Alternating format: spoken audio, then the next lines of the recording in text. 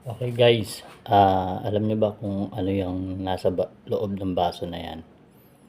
Yan yung mulberry na nakuha natin sa kalumpit. Ngayon guys, nilagyan ko siya ng tubig. Hindi ko na lang siya pinakita sa video. Nilagyan ko siya ng tubig tapos dudurugin ko siya para maging red wine.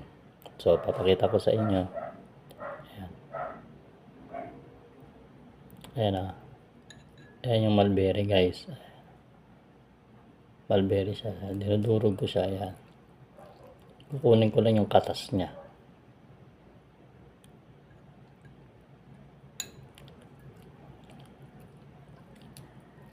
So, ayan.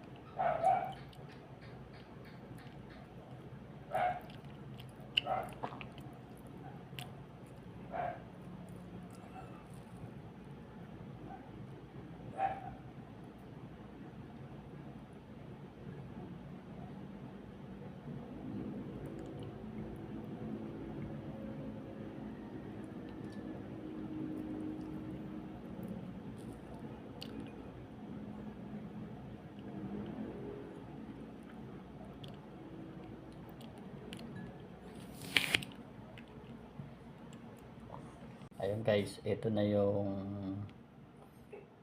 piniga natin na mulberry, yung katas niya. Naging red wine na siya. Ayan. Kita niya naman guys.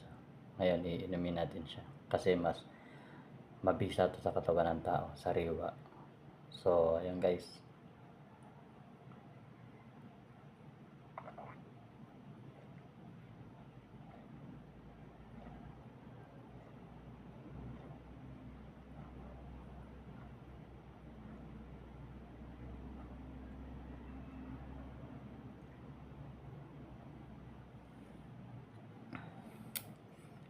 So, ayan, may mga natira pa.